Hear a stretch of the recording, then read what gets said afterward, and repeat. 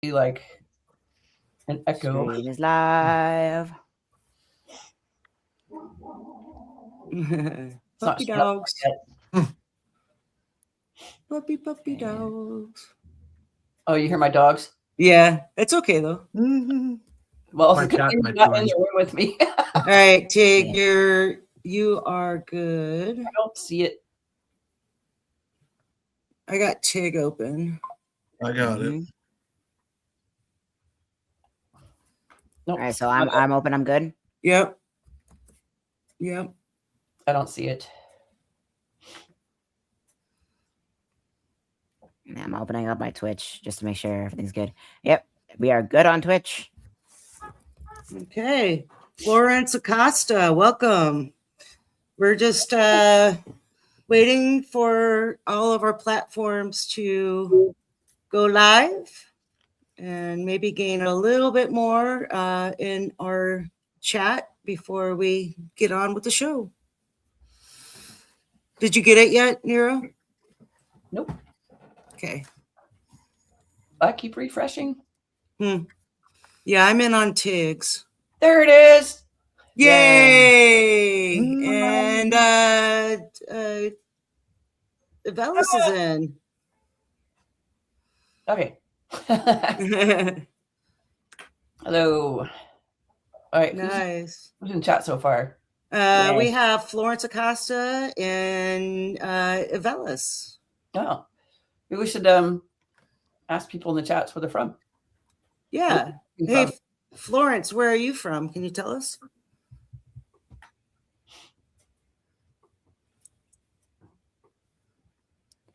Yeah, I'm just I'm pulling up chat on mine, and I'm just seeing we have 3 people in. Probably this is where we're moderating things. Yep. I'm just trying to edit audio real quick. Okay, and Velas, you can tell us where you're from. That'd be great in the chat. Oh, hey, Julie. Julie. Yeah. She's in one of my favorite things to watch in the evening. Oh, yeah. Julie Elders. I didn't see her on here yet. Florence is from Beverly Hills, Michigan. Beverly. Welcome in. I didn't know Michigan had a Beverly Hills. I mean, New York has a Paris. Oh, okay. Yeah. There are more Atlantas than I would have ever thought. When I hear Atlanta, I think Georgia, but there's like Atlantas all over the country. Right. Yeah, just like there's like, there's Atlanta, and then there's like Atlantis. It's like I feel like a lot of cities and towns in the United States are roughly based off of Greek or Mesoamerican city states, roughly. Right. Like there's Schenectady, New York. That was a Greek city state. Okay, California, Florida have Beverly Hills too. Nice. Yeah, I feel like, well, I can say that there's no other Salt Lake City in the country, but yeah, that's kind of self-explanatory. It's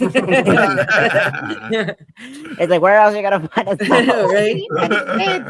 I mean, Utah is completely all salt. I mean, there like once upon like a couple million, like at least back. We were the old Bonneville Lake, yeah. Oh my god, yeah, it wasn't even before the lake, honestly. Like Cretaceous era, like we have T-Rex running around. There was a massive body of water cutting through the entire North American continent from Alaska to Florida to Mexico was completely underwater. Yeah, and that's why you find like nautical fossils in Utah and like Salt Lake City, because it's also dried up sea once upon a time. You can be hiking up on the mountain trails and find shark teeth. It's pretty cool. I mean, that entire massive sea used to have mosasaurs, like megalodons and whatnot. Yeah. What's up, Nero? I want to ask Rick from the Dark Coast. Which coast is the Dark Coast? Oh, see, I'm not getting those people. Which my godmother's here too. Hi, Evie. Oh, the Dark Coast. Okay. Hey, Ford. Courtney's in. Yep. Okay. Hey, it sounds like we've got several people, so let's go ahead and get going. All right, hello, y'all. Welcome to Mind Haven. I am Sushi, the host of Mind Haven. We have Nero D, co-host, and Tig, co-host. And today we have a very special panel. Today's topic is surrounding transgender and mental health. So I'd like to welcome back. Jack has been live with us before. And Onyx Rose has been live with us before. And then a very special welcome to Samantha, her very first time on Mindhaven. So we do have a quick disclaimer, and we'll let Tig go ahead and take care of that, and then we'll get going on conversation. All right. Well, everyone, welcome to the Mindhaven podcast. Quick disclaimer here before we get started. Mindhaven is a podcast and weekly roundtable discussion every Sunday at 8 p.m. Eastern that provides a safe space for real mental health conversations by people with lived experience. We're not trained professionals here. We're not peer group, and we're not psychologists, therapists, etc. We discuss our stories and along with how it relates to current events and build community and solidarity, because none of us are alone in this, and neither are you. If you need a little bit of extra help or a little bit of extra support, you can call or text the 988 hotline in the circle tab below, or there's a lot of other resources we'd be happy to send you over to. But without that being said, why don't we get started with this week's discussion? Absolutely. So Jack and Onyx Rose kind of knows the whole deal around Mindhaven. Again, it's just a safe space to discuss our own personal experiences. And so today it's your guys' show. So it's all about you and how you keep, protect your mental health and things you do to go about your life in this kind of political atmosphere, especially. One of you want to go first? I think Samantha, let's let you go because this is your first time on. Sure. So okay. Well, thank you. We'll give you the spotlight. Yay. What do I do for my mental health? I like to primarily interact. I'm an extrovert, so I like to interact with people, which of course can be difficult in this current political environment if they're people I haven't met before. But primarily I like to just recharge by interacting with people and talking with them. And I like dancing. Nice. So there's a little bit of physical activity there. Yep. But I'm a social being, so I refuel and recharge through interaction. Awesome. That's good to hear. Anyone else want to interject? Onyx Rose, Jack? Yeah, I'll go. I do like a lot of music, and music is what kind of draws me down. I have bipolar disorder, and just to let y'all know, I'm in an episode, so if I go off camera, that's why. But to try and protect my peace, I need to get things I need to do or get offline. That's the main thing I need to do, because I get a lot of nasty comments, and a lot of days it's fine, but then some days it'll just hit me, and it'll send me in a spiral. So I need to back off and try not to read the comments too much. Yeah, absolutely. I'm there with you, Onyx Rose. I am bipolar as well, so I understand where you're coming from.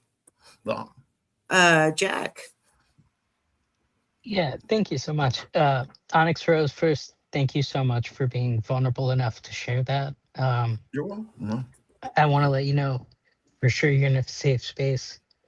No need to any disclaimer if you need to camera off. Thank you. For sure. I am with you on the needing to step away from technology, and I need to spend a lot of time in nature and in direct sunlight to help. So I have severe CPTSD, a lot of childhood trauma, childhood SA survivor, ADHD on the spectrum, you name it. I've lived every letter of our queer alphabet, a lot of lived experience here, for better or worse. So I need to dance and reach my ancestors a lot. And that's what grounds me. And I was just actually telling my husband that I'm almost, he has our queer ancestors, but he doesn't have I have my Portuguese ancestors. I have the Fado. I have, there's a word soldado in Portuguese that doesn't translate into English. It's just this longing for your ancestral home. So I work with that emotion a lot. That's what I do for my mental health. Nice. Mhm. Yeah. Oh, I good. like.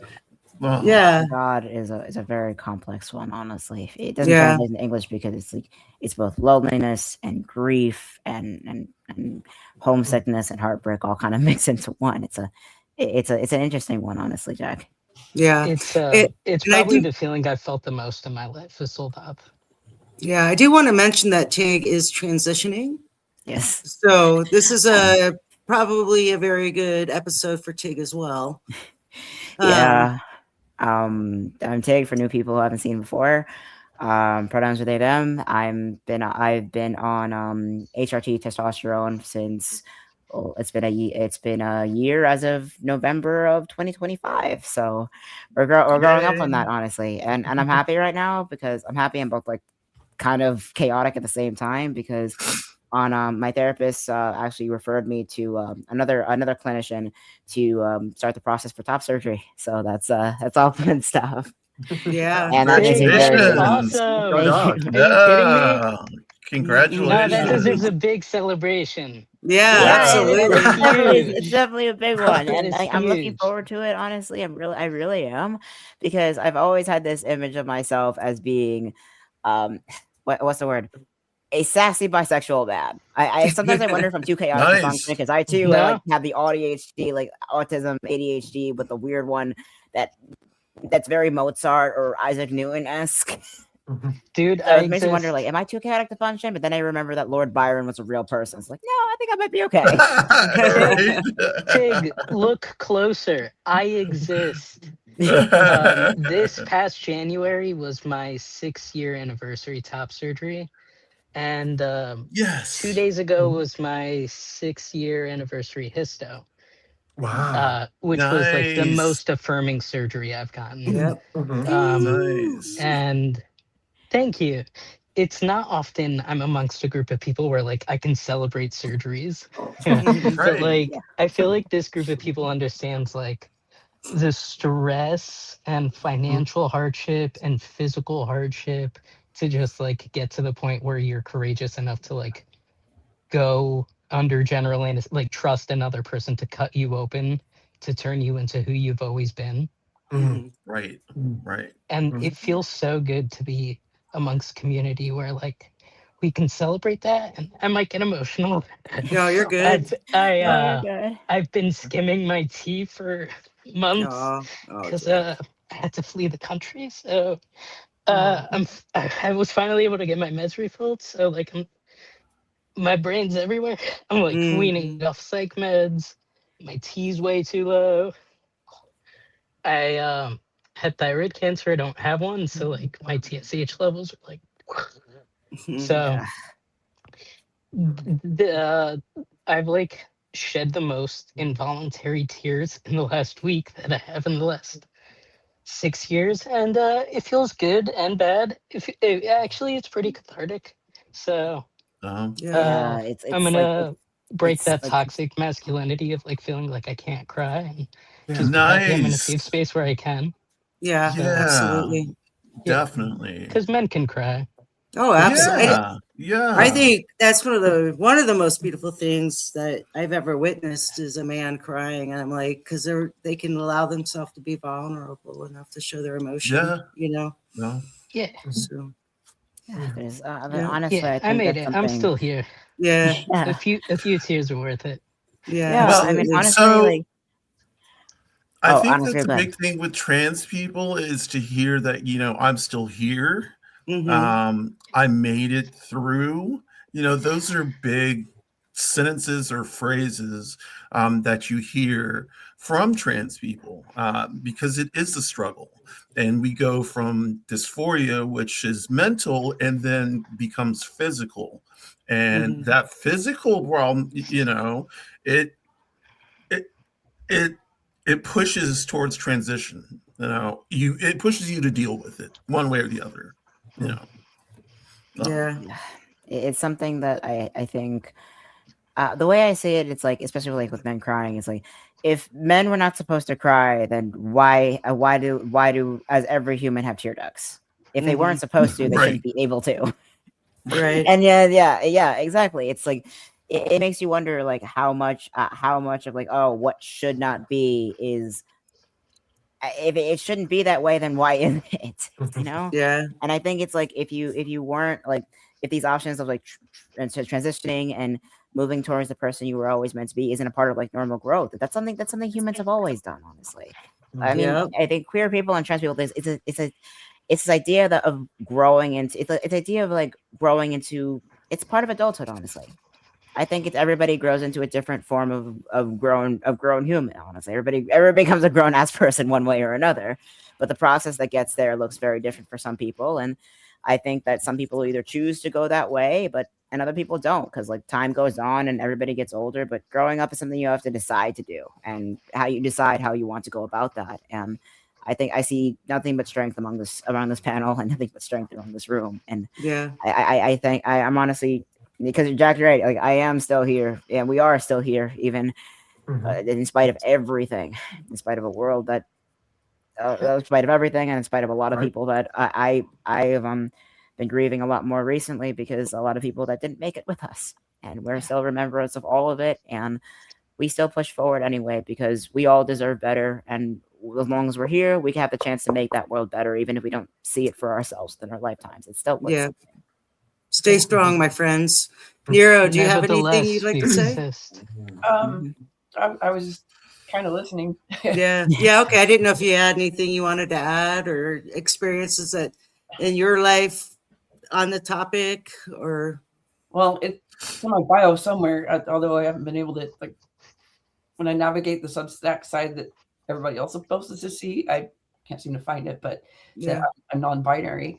Yeah. But like most of the time, I don't really talk about it openly. I live in a very red pocket, even though I'm in a blue state. Yeah. And so I'm really careful about what I disclose in my neighborhood. There are absolutely very triple gung-ho Trumpers here. So I just don't feel safe being open about it. I can understand that. You know, my dogs keep me company, keep me grounded. I write poetry. I doodle. Wait, Nero, like you're in the Oregon area, right? Yeah. But Are you like closer to Idaho or closer to like the closer to the West Coast? I'm closer to Portland. I'm about an hour from Portland at the mouth of the gorge. I'm wondering because there's a whole section of, like, in Oregon, like closer in or like on one side of Portland, that's trying to merge with Idaho. I don't know if anyone has ever heard of that. The other side of the Cascades, mostly. Yeah. But I'm not sure. When you start getting rural anywhere in Oregon, it turns pretty red, and that goes for like actually on the coast, and then Southern Oregon, Central Oregon, any rural part is pretty red.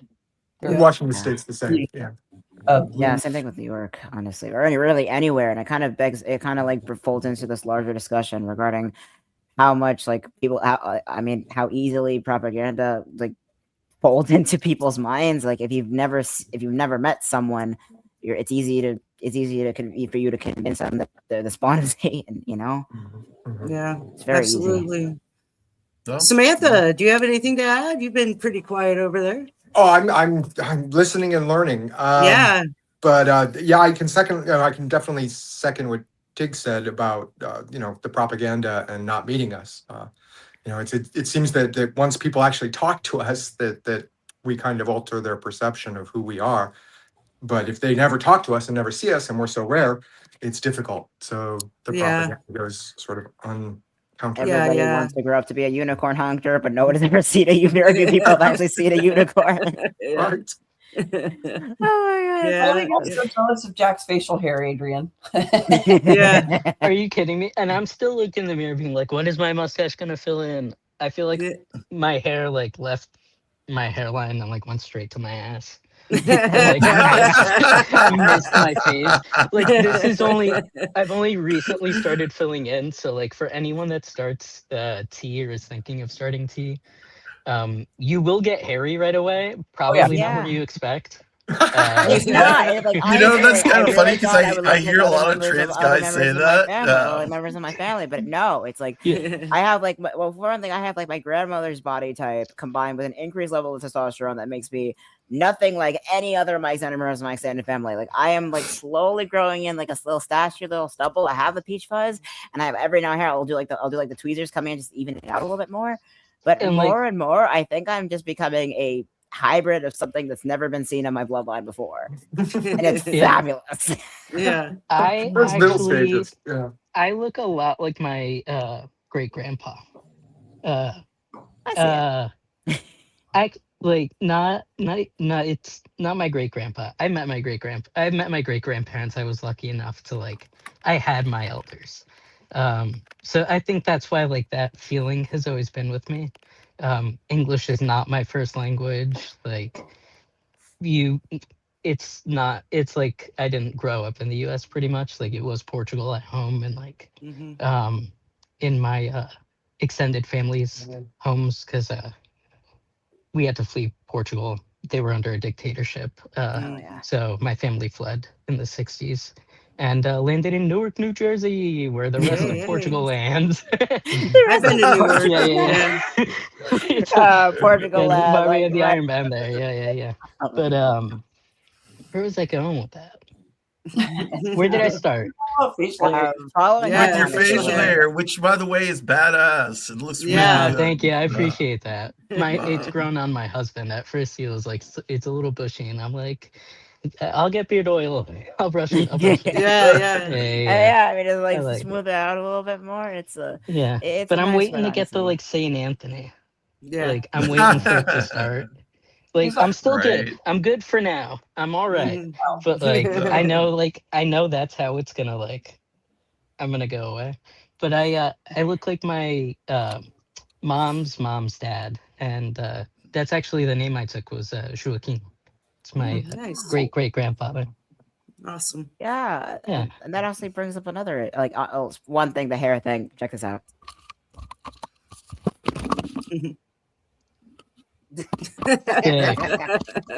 I got dreads, and I usually tie it back when I'm on the computer and stuff like that. But I have like full dreads. Yep. Alex Rose does too. Oh yeah, but combined with How old are that, they? like, if I want to like surprise a friend or something, I'll just pull my hair back, and just do the dreads because my voice is kind of like deep into the point where I can do a solid impression of the guy from the Old Spice commercials. It's like, hello, ladies. Look at your man. Now back to me. Now look at your man. Now back to me. Stop using Old Spice body wash. I'll stop using latest scented body wash. Switch to Old Spice. He could smell like he's made. Yeah, but honestly, like I was going back to what Jack was saying because Jack, you had your elders and you had your family because you're for sure you were Portuguese yourself. I think that kind of goes into how like different cultures, like even if you come through like similar like immigrant stories, how they react differently to modern progress, especially with LGBTQ. Because my parents, it's funny because my great grandparents on my father's side immigrated to DR to escape the same dictatorship in Spain. They escaped all that and landed straight into Trujillo, which is a level of cruel irony within itself. But even so, it's one hand like you have like went from one dictatorship to another. My parents came around, they came to the United States, but because they've seen so much of the horrors of it, they saw both like my mother grew up on the Haitian Dominican border, and they assimilated and they assimilated really, really hard to the point where they didn't just want to like they wanted to align themselves with to what the kind of individuals which I can only classify now most people know today as the Epstein class, and that was pretty detrimental for me because they thought they bought into the mythos of American exceptionalism hook, line, and sinker. And of course, like this, if you've never been familiar with LGBTQ issues or your experience with even like being gay or being queer or in any regard, it's like, okay, that's great. Don't tell anyone because I don't want you to get hurt. And it honestly really folds into how, because no immigrant story is ever really the same. I think people process the trauma of coming to a new country and starting over very, very differently. And I think that assumption that everybody, when they come to someone new, they would embrace something new is a pretty dangerous assumption to make, because trauma is trauma regardless. And I think, like, whether it's either you're having a story of immigration or coming into seeing trans and seeing like mental health in the modern age, especially in like the last 5 years or so, how drastically things have changed. It can be a bit jarring for a lot of people, and even so, they'll still cling to the mythos no matter what. And it honestly brings into question how, not even just a question, like how people view us, like how easy it is to fall into propaganda, but also why they still hold to that mythos to begin with.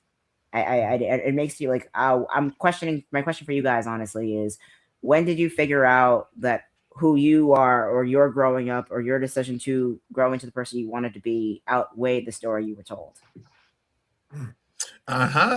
When, so That's a mine good was either question. life or death. Mine was either life or death, and the story I was told versus the story that I was like, okay, I may have to do this, was completely different. The story I was told was, you can't do this, you can't be this. This is, this is not going to happen. I was outed by a family therapist, so I didn't get the chance to tell my story. I didn't get a chance to come out. Now, of course, I came out many times after and continue to come out, because by my very nature, like, just seeing me wear a dress and my deep voice, people are a little confused, and that's okay. I don't care, because I am who I am. And you look fabulous. Thank you. But it is a little strange to have to I forgot the question. I just started rambling. I'm sorry. Oh, you're good. Ramble on. Ramble on. Somebody Rose. else go. That was a bad therapist, and I agree. That was not okay for your therapist to do. Yeah, no, not at all. No. Like, it spurred a 3-year talk of divorce, and a lot of mental anguish between both Egg and myself. Yeah. Yes. My process, I guess, is a bit different just because of how old I am. But so I spent an enormous part of my childhood just confused and feeling awkward and not understanding what was going on. And that sort of just made me, I couldn't be authentic because I couldn't find myself, because I couldn't. So, and inauthenticity, people sense it, I think, and they feel sort of like that's someone odd, or something of that nature. So I spent a lot of my childhood just searching. And then I came across a particular movie that enlightened me. And then I didn't know what to do. Now I knew who I was, and I didn't know what to do with the information. And so I hid myself in music and punk rock, where I could express myself in a gender, I guess, my gender, while avoiding a lot of questions for most part. But then I met a woman who saw me, and she suggested fetish was the way for me. It was, you could be you, but in the bedroom only. And these are the rules. And I'll help you in the bedroom only. So through all my disassociation, I then became a person who could only be themselves in one particular way. And that was very uncomfortable too. And then finally, I got tired of it. I would go out, get hurt, go back in, go out, get hurt, go back in. And then I just decided to heck with it. I can be vulnerable. I can take the pain. I can still survive this and be me. And that was when I decided. I wrote the letter, as some used to be famous, I guess, in our community, where you write the letter to come out. I wrote the letter. Yeah. So that's the way I came out wrote to the everyone. letter. Please. I wrote the letter to my parents. Yeah. I wrote it to Okay. myself. Yeah. My letter was less of a letter and more like a Supreme Court dissertation. Like, that was kind of what I had to do for my therapist, because it was a weird one. It was like, on one hand, the abuse was very real. On the other hand, I had this intellectual ability to negotiate and manipulate, undercut so many things that it's like, I wrote an 8-page thesis onto why privacy was important for myself and submitted it to my therapist at the time, because that was the only way I was going to get anything. And the fact that it worked says, I don't know what that says more about, honestly. I think I honestly like my transition story. It was like, well, on one hand, I knew what the expectation was never going to happen. On the other hand, I was still attached to this idea that if I told people what they wanted to hear, it would work. It would hurt less. And the demands got more and more unbearable, and essentially, the people who cared about me the most, they got greedy. So I chose to fine, deals off. I'm not sacrificing my autonomy to make you feel less shitty about yourself, you know? And I think that honestly, something I've noticed a while is like, even the most like outwardly progressively, oh, we accept all people, yet you will actively allow people who bully and hurt those and marginalized groups in those safe spaces. Like, safe for who exactly? And it's a tough one because, like, all right, like this is not safe, like safe from harm. It's like, oh no, we are very, very accepting. Who exactly are you trying to convince? And I think I think that's honestly the love-hate relationship I have with a lot of policies and quote unquote like inclusivity initiatives, because it's always inclusive on the person on the bigot's terms. It's inclusive on the oppressor's terms, based on what makes them comfortable. And I'll just say this. Yeah, Jack. If I could, once we start legislating, and like put qualifications, like once we're like, okay, you need to be this kind of cup of coffee, right? You need to look like this, right? You need to be like this specific color or like this specific gender or this specific identity in order to access laws, then those aren't freedoms. Like, people, we're not free anymore. It's all of us or none of us. The laws either apply to everyone or they apply to no one, right? Because if you allow certain people to be excluded, look at the trans people on this panel. Do any of us look alike? No.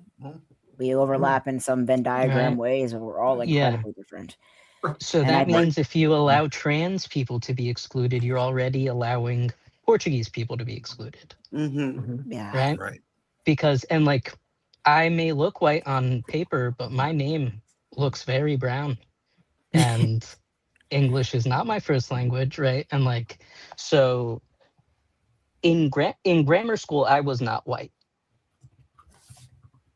You either and gay I or think you're it's important for like people to realize that, like, in my classroom, I was not a white kid. Right? Yeah. I was the ethnic kid. I was the one that had the funny smelling lunches and spoke a different language and was picked on and othered. Right. And I think like, as a whole, we need to realize like that's a actual like lived reality and trauma that I now carry. It is, yeah. It is. So we haven't come far at all, folks. No. That was I mean, I was doing my recent edits to add. Okay, quick plug in, subscribe to Technology. Regardless, I'm so sick. My recent edits to add essay that I posted a night or two ago reflected this long history on how far we have yet to go, and as well as the recentness of all of this. The ADA, the Americans with Disability Act, was signed in 1990. After 30 years of fighting, and it took them. Yeah, it's it's younger than I am.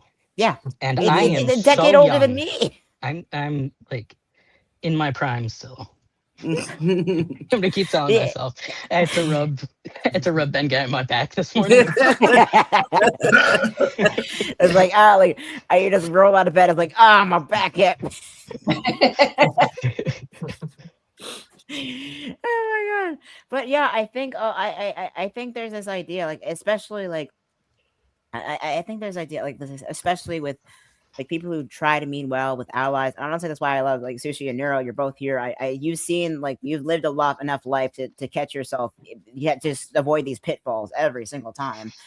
And the pitfall being is that the fight is more or less over, but it's nowhere. It's only just beginning. It's because of how recent all of these progress is and how quickly the backlash happens as a result, and the amount of damage that comes with that. And then you try to repair it, but it still has a long way to go. And I think I mean, Jack, you're right. Like, you were technically not white. you were not white growing up because you were European, quote unquote. Yeah. And I honestly, recognize the privilege that I have. I Yeah. recognize the way that I can walk through the world. I want to make that abundantly clear. Right. I know I can pass as white. I know I can keep my mouth shut and just speak English. I want to make that abundantly clear. And I also want to let the group know that I absolutely hate that that exists, but I will use it wherever I can to make it safe for others. And I think if I'm willing to do that as a trans man who's only 5 feet tall, I need big, cis, white dudes who have a lot more skin in the game, who weigh a lot more than 120 pounds to do better, please. I agree. I think I we agree. all need to do better, and Yeah, but that we was all just the deserve PSA better. that We I all can put out deserve there for better. my guys. Like, Yeah, I mean, come on, guys. I mean, like, I think that comes like with a level of discomfort. It's like, well, I want to do the right thing, but do I have all the terminologies? Like, the moment you start adding addendums to things, that's when you've lost the plot already. Either we have the protections across the board for everyone, or we don't. The fact that you have to justify, like, defend, like, the constant rebuttals against fascism and hatred with an addendum to the point, it doesn't sell well. It doesn't sell the same way. It doesn't work that way.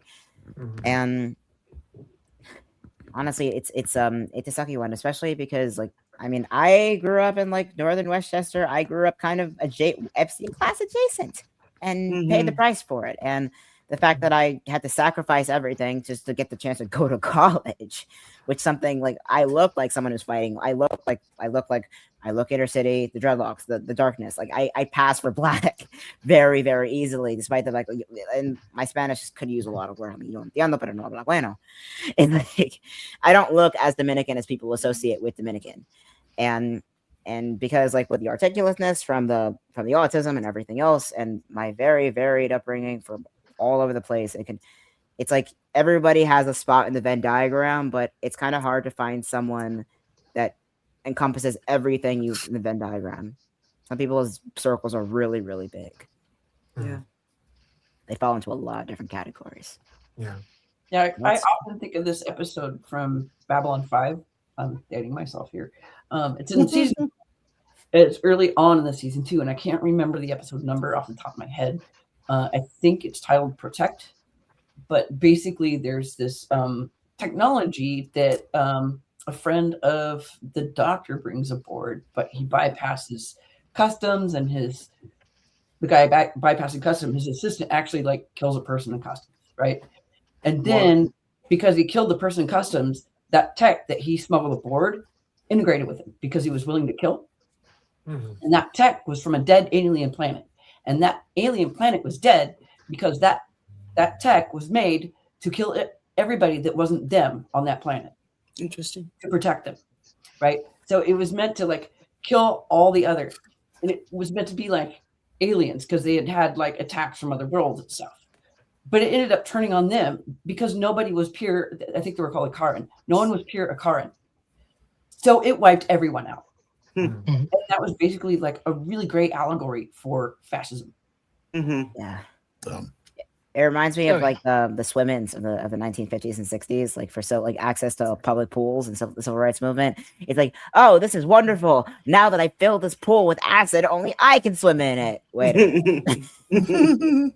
Yeah. I think something that's like a lot of people have a hard time wrapping their head around is that revolution is not only inevitable, progress is only inevitable, because anytime a human being tries to make a cage for another human being to sit in, somewhere, somehow, some way, you're going to have another human being figuring out the cracks in the system and figuring out how to game it.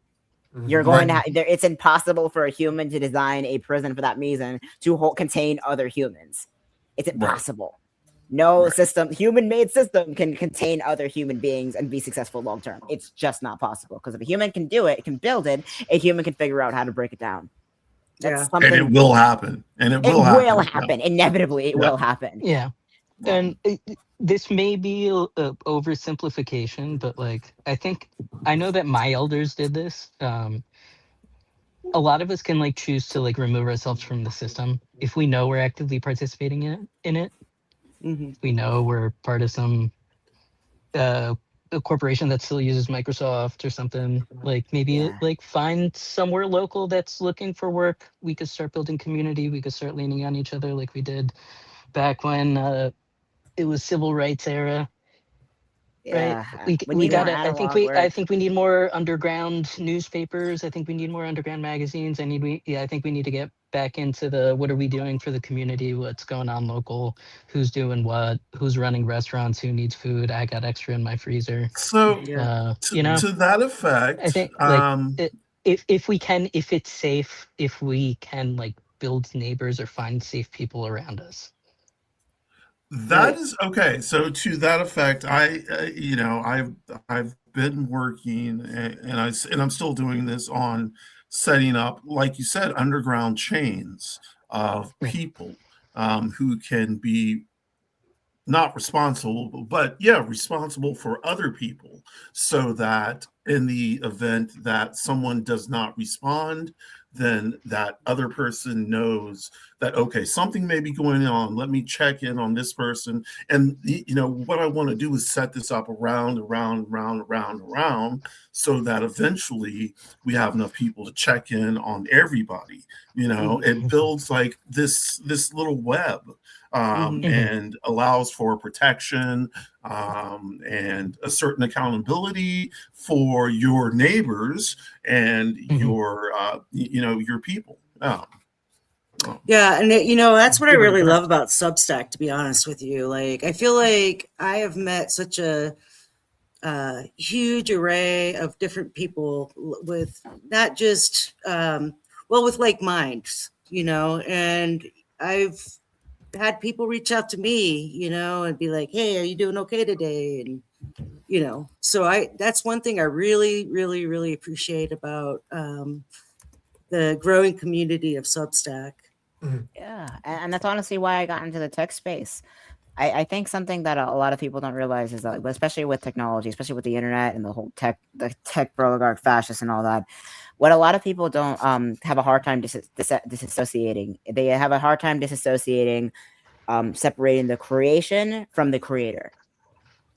And I think that's something that I'm trying to like really build on, because whether it's AI or programming or coding, it's not the six-figure career it once was. That was the whole allure of it for so long, and I think that might be okay. The same way, like, you don't need, like, in the Victorian era, when they first in like Queen Victoria and Prince Albert, they established a whole network after London burned to the ground. Fires of London, they commissioned 3 different architects and 2 architects and a doctor to build London from the ground up, and that is basically the city that still stands today in London. And that is the sewer system, the plumbing system, as well as the invention of the modern toilet, all of it. And it really comes back to, like, well, once that technology is standardized, it's no longer an innovation, it's now infrastructure. And infrastructure belongs to all of us. Right. I think that's something a lot of people, and that's why I love Substack so much. And I both with my work, like working with the Phoenix Fire nonprofit that's currently up and going right now, basically trying to create a vocational school for coding and programming and teach technology, programming, data science as the trade that it now is, because it's now infrastructure.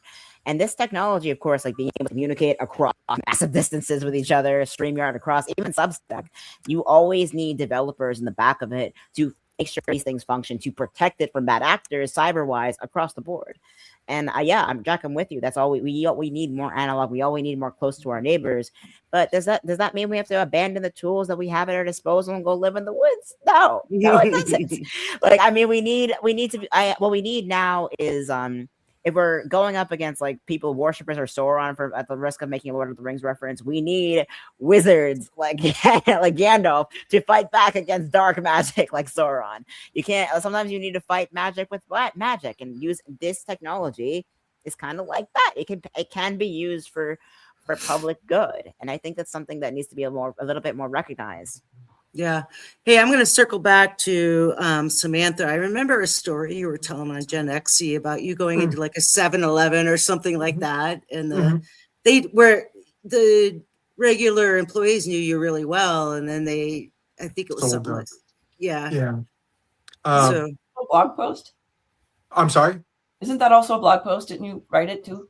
I did initially. I've referred to the 7-Eleven as my sort of laboratory because I would go in there and the employees knew me, but 90% of the customers, or even like all of the customers, had never seen probably a trans person before. So my theory was that if they see me interact with friendly sales associates, then we're modeling and normalizing our behavior. That was so I would write about those experiences at 7-Eleven and as little posts, little notes, and then they sold the 7-Eleven, and I became a he again and a sir, and I hated it because it was my safe space in my little laboratory.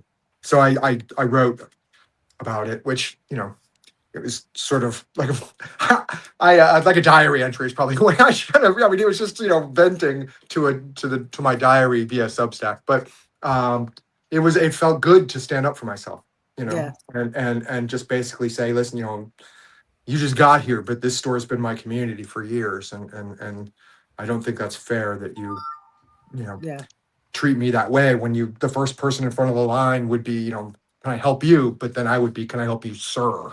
Right. So, but yeah, it was I feel that I don't know, I guess I was, yeah. I don't really know how to talk about my writing. I'm not a very good writer. Hey, give yourself some credit. Honestly, we're all here learning at the same time. Yeah. And honestly, like in terms of community, like being able to when new people don't always know who you are, they see immediately what they've seen in the past and immediately go into it. It can be like pretty frustrating. And it honestly can be incredibly frustrating. It's like it's right in front of you. Like I know like you're new to this, and it's hard to have grace with people, especially when you had like such a background of people hurting you and bullying you and abusing you to the point. Right. And I find it can be a significant trigger, and it can be a really big trigger. I was talking to a close friend of mine, honestly, about this because like she is one of the most progressive people I've never met. She's one of the most, I've known her for years, but she starts the "I am supportive of everyone" speech with turf talking points. And I told her that it's like, dude, I know you love me for who I am. I know you've gone to bat. You've punched people in the face who misgendered me in the past, who dead named me in the past. And I know that. I know who you are, but you have a lot of people who don't. And I think that goes both ways. And I think like everyone who, I mean, it's one thing because like it's so easy to use these catchphrases because there are these taglines or hashtags, whatever, because they're in the public consciousness all the time, but they don't really express the way you truly feel. And finding the words, man, like honestly, finding the words and writing, it's a skill I think a lot more people need to practice more than ever, because words can break a spirit. I mean, not the way I do it, but for other people, yes. Yeah.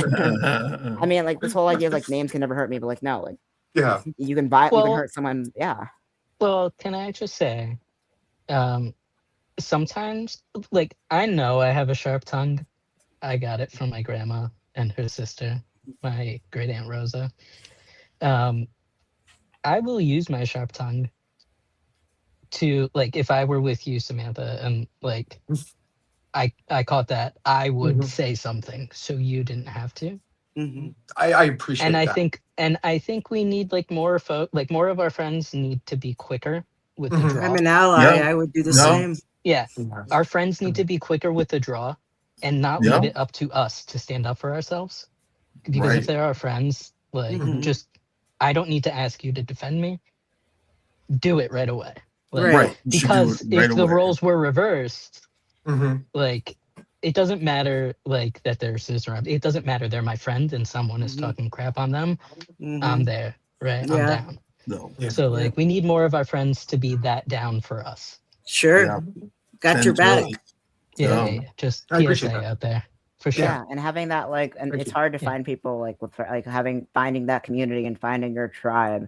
I think that's something a lot of people struggle like with the whole loneliness epidemic, quote unquote, especially because a lot of our spaces have been kind of taken in or even like hijacked with even with people with the best intentions. Again, sometimes you have that like people with a little bit of a Nazi streak coming in and saying, "Oh, I am very supportive of everyone, but as long as autistic people better themselves, quote unquote, or as long as they don't put it in my face, or it's the second you start with like, I am supportive, but feeling, what's that Yeah. but? and that's honestly why I trust like people like There's always that big butt in there. yeah, there's always a big butt, Yeah. and it's always a big butt, but like I'm honestly why like I trust, But like I not the have a- right I have kind of reason- big butt. yeah, It's Right. always not the right kind. not the right kind of big butt, no. But it's like I honestly have an easier time like talking with like formerly slightly more conservative people in my circle than I do with people like that are typically more aligned with who I am, and it's an interesting one, because on one hand they're like, okay, yeah, this is, no one should be treated that way. Human decency is important. That's the number one thing. It's like, I'm not, I'll punch someone in the face for treating you like shit or misgendering you. Like, I call you the way you want to be called, and that's the end of it. On the other hand, it's it can be very, it's a level of flakiness, honestly, that I've seen and I've noticed. And maybe it's just me, but something is like, there's a parallel, I think, with the East Coast and West Coast niceness a little bit. It's like LA niceness, like people like are nice but not kind, but New Yorkers are like kind but not nice. You know what I mean? Right. It's like if you like a New Yorker will like, they'll curse you out every step of the way, call you an idiot in 5 different languages, but they'll still change your tire on the side of the road. LA is like, if you're stuck in the same situation in Los Angeles, is like, oh, I am so sorry for your experience. Good luck with that. And then on merry way. I think it's like, I think that's something we need to really reevaluate, especially as a community, because a lot of people that I have been severely hurt by have also, crazy enough, been LGBTQ trans themselves, and that's really sad to see. Yeah. I'm sorry, Zach. Yeah. There's a saying in nursing that nurses eat their young. It's something that my generation of nurses has tried to break down, because it's not fair for you to like be done with school and now your responsibility is to keep a human alive, and then for the people that are supposed to be your elders to teach you and want to like eat you alive. Like, that's not a fair environment. So my generation of nurses has really tried to be better big brothers, big sisters, older siblings to the nurses coming up, because we need to keep our community alive. That's our job, right? Yes. By any means necessary. We will figure it out to keep you alive, right? Yep. If you want to be alive, or we'll help you transition peacefully if that's what you wish, right? There's never any judgment. And that's been like a huge shift in the narrative in the nursing culture.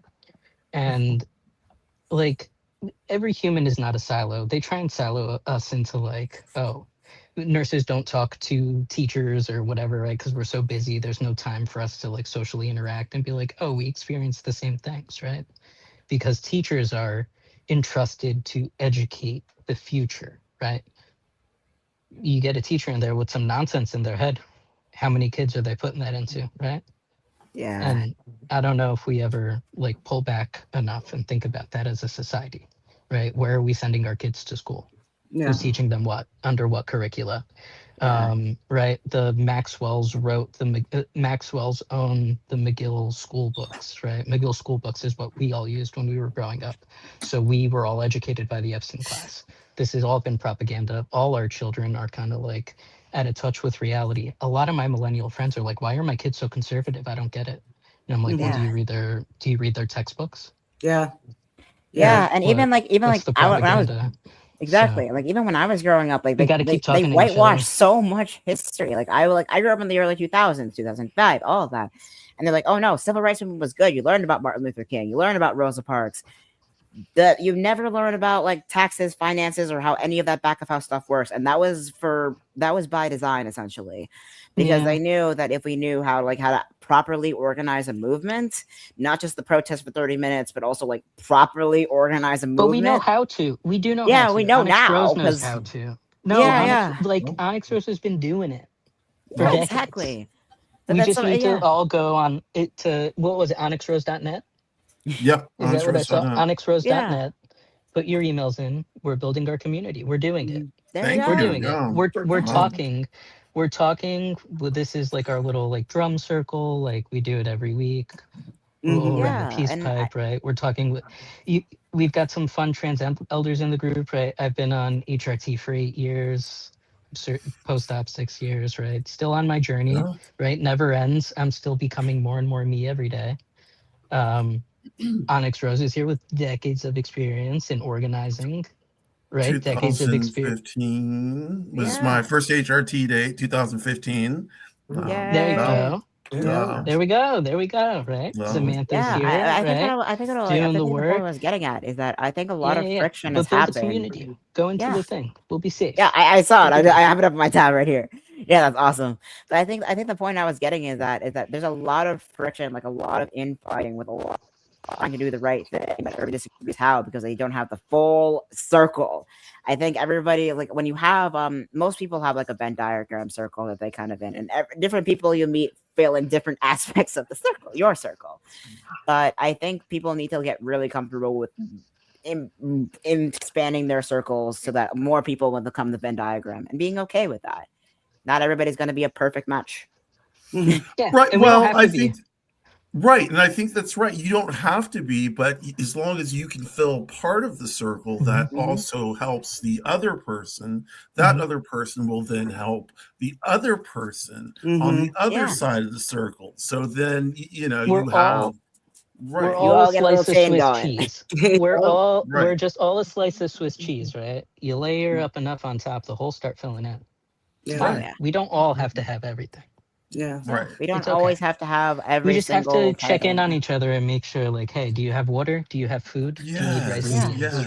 Right? Are you warm? Do you need socks? Do you Right? need to just Yeah. like This is breathe, what just we take need a minute right and now. breathe? Technology Yeah, is yeah, yeah. here. Stay on Discord Like that, we VC don't and feel like just we need like that. No one feels the need to work 3 jobs to make ends meet. We'll make ends meet Right. for each other. We can buy a Right. 12-pack of socks and share.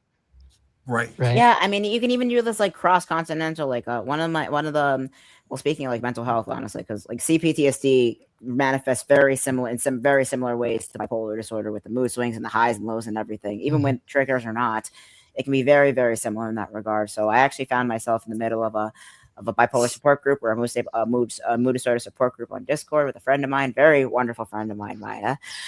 She lives in London for the last 30 years. Oh wow. So we actually found like this is actually something over the weekend. Everyone like my one friend Star, she lives in Washington. Maya lives in London, and another friend of mine, Jack, lives in Florida.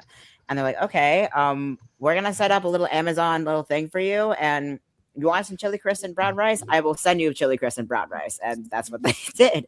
Awesome. Yeah, you can That's integrate awesome. with the community, and you can still be with each other, you know, and still check in with each other in various different ways. Just send someone like an emergency pizza. Yeah. Yeah. I love mailing people books. Mm. I won't even say I'm Oh. sending it. Just every now and again, I'll see Wow. something that like I know is them. That's awesome. Yeah, I I love like you know I that's one have of my like love languages.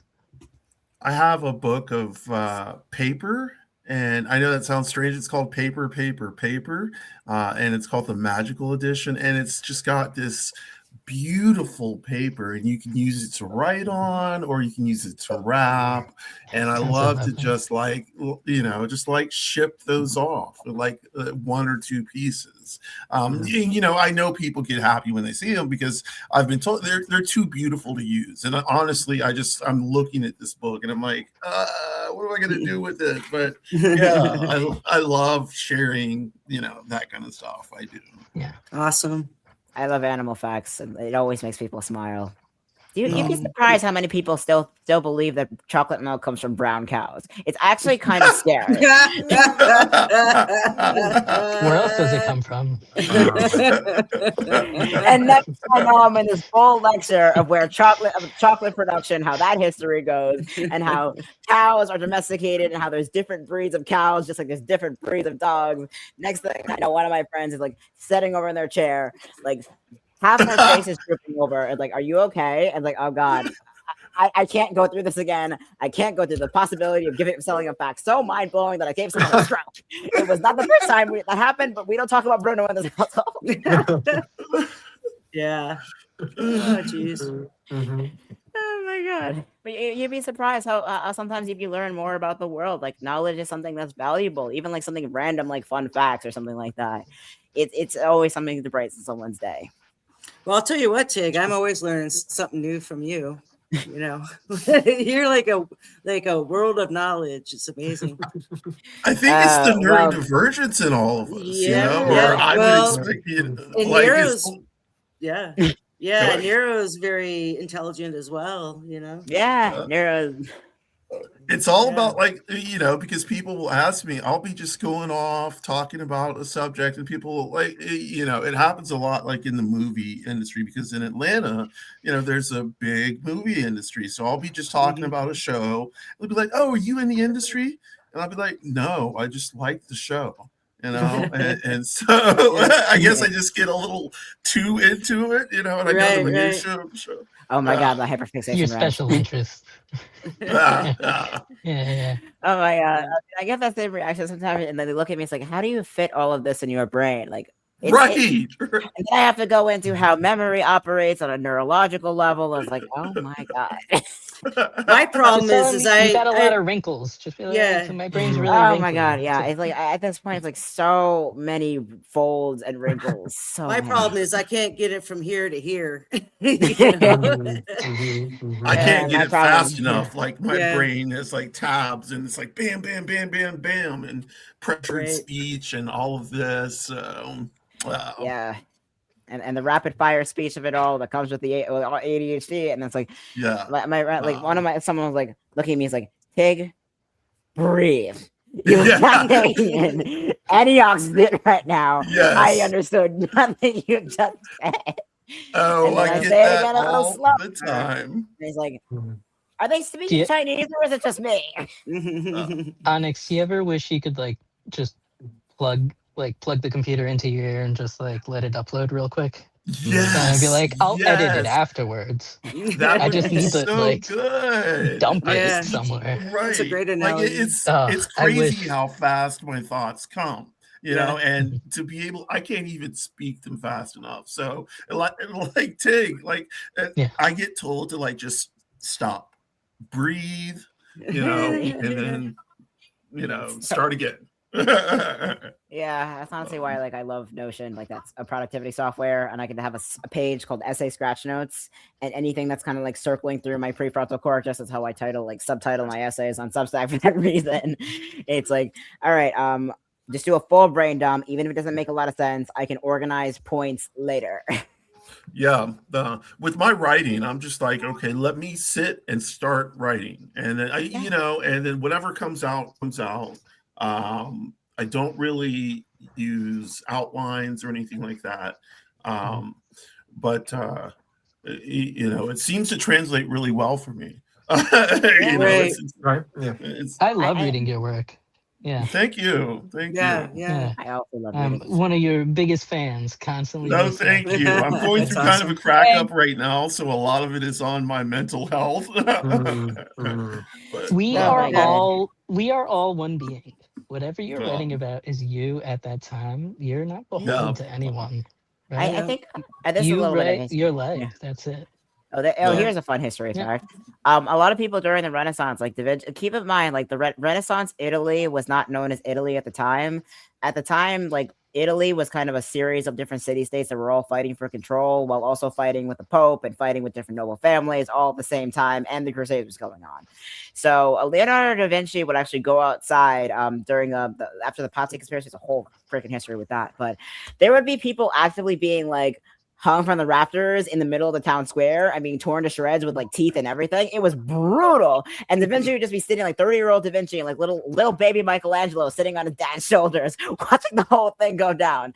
I think like a lot of people that we equate like the most incredible genius and creativity have lived in a period of intense chaos. Yeah. And I think that's honestly something that we need to appreciate more about ourselves. Absolutely. Because in another 100 years or so, we want to make sure that the people will learn from our experiences and hopefully not make the same mistakes a third time. Yeah. Well, and to your point, that's why we need to write these down. You know, Mhm. we need to be responsible for cataloging what is the truth, you know, what actually is the truth, not what the media is selling, not what the administration is selling, but you know, what we know to be the truth and Yeah. how we understand it nowadays. You Yeah, know? Yeah, absolutely. especially learning the skills that, like, learning how to research things properly. That's a skill I remember from 4th grade, back when Wikipedia was new.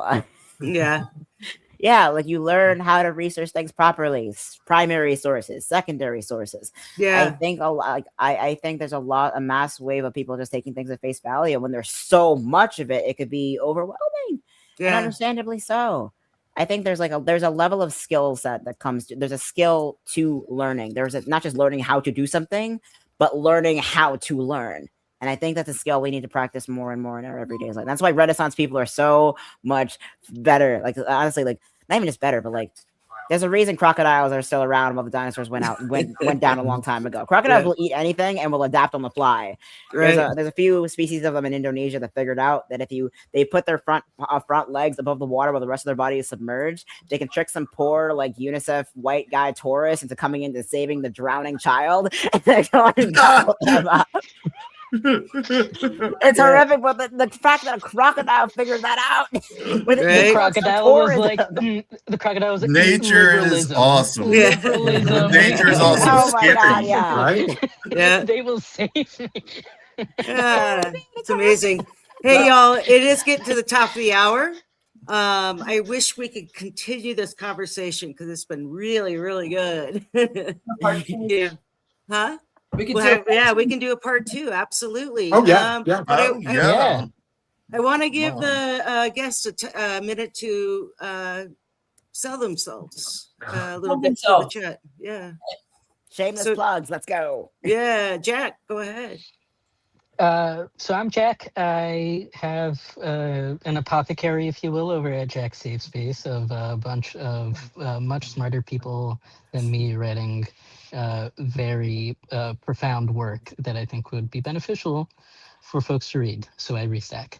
I'm not very good at digital writing. I'm very much a fountain pen and piece of paper kind of guy, so you might not catch too much of my original work, but I am always more than happy to hop on and join in community with anyone if they're ever hosting any of their own shows. Feel free to shoot me a message over at Jack Safe Space, and I will probably say yes. Yeah.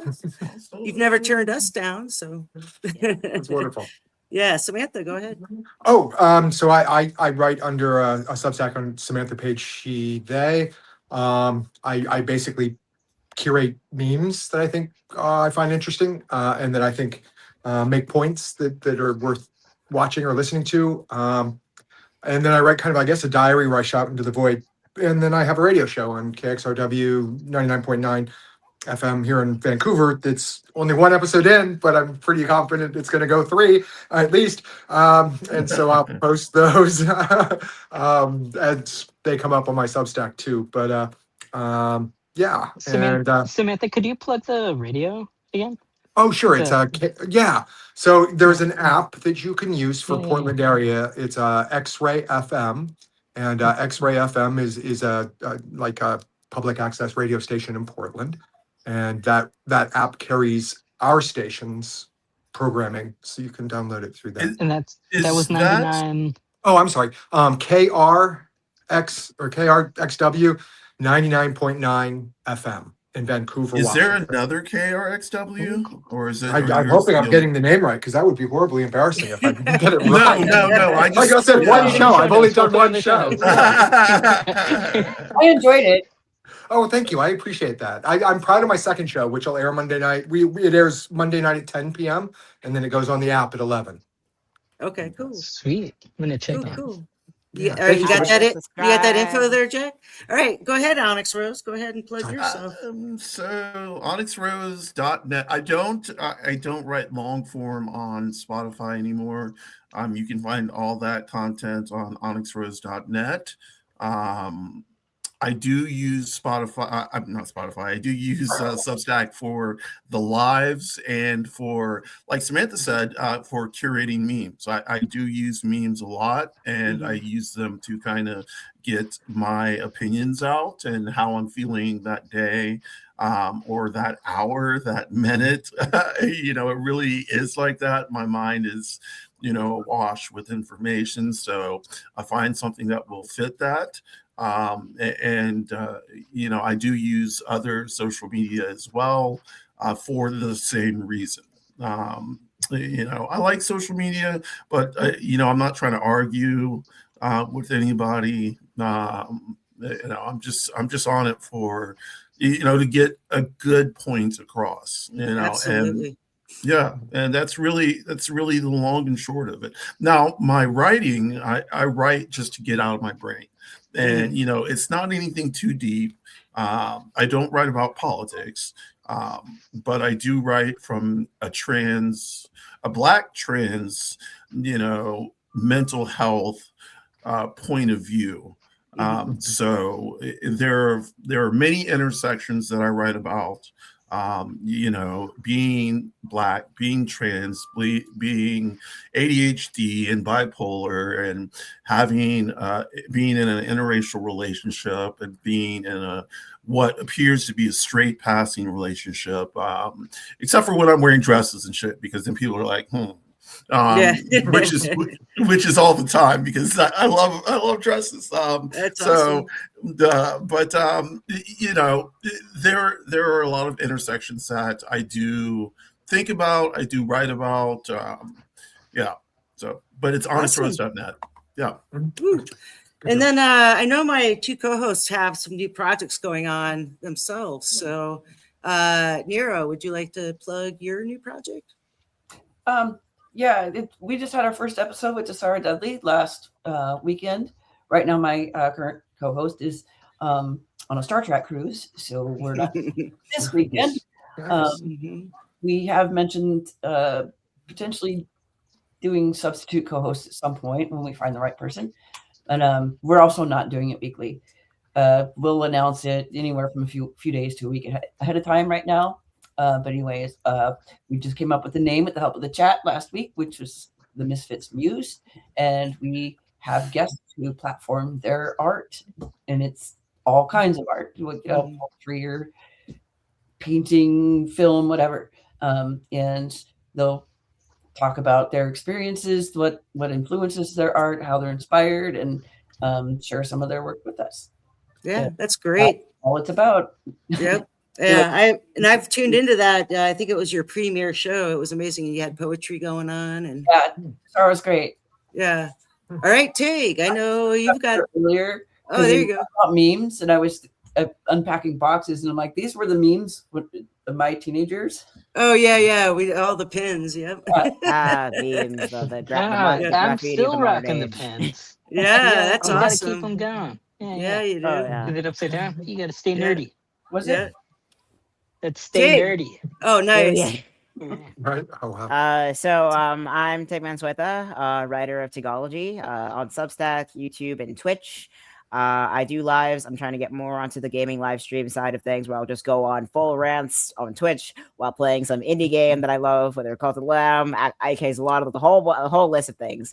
But regardless, my writing on Tigology is like Tigology the magazine. Essentially, it's a literary publication regarding multiple different essays about history, science, everything in regards, and basically making those connections that a lot of people don't seem to see. Sometimes I do talk about current events, but I try to loop it into the perspective that most people someone hasn't covered yet. I really try to go in a little bit detective work and see how things connect in real time. So I have two series, Insomniac Essays, which is like a massive topic thing. And I have edits to add, and I have a few more series coming up soon. Hopefully, I'm working towards my first essay book, actually, like my first compressed short novel with a few different essays within it with a common theme, Book of Sun. And I between that and school and work and everything else, I hope to see you there. Yeah, busy. All right, y'all. Thank you to everyone in the chat that's been here. I saw some new faces and some the usual crowd. And thank you so much to Jack, Samantha, and Onyx Rose for coming on today. Pleasure to meet Thank you you for all. having This me. evening. so much. Yeah. Yeah. So yeah, It was we will nice to meet definitely. you, Samantha. It was we- great to meet you, Onyx Rose. Thank you so much. And Tig, pleasure to meet you. Nice to Nero, meet you, pleasure to meet Jack. Yeah, Thank Yeah. you, It's nice everybody. meeting all of you. Yeah. Yeah. So we'll do a part 2 sometime. Yeah. All right. wow. Yeah. Yeah, Okay. love that. Yay. Good night, everyone. Night, Bye-bye. everyone. Love you. Bye.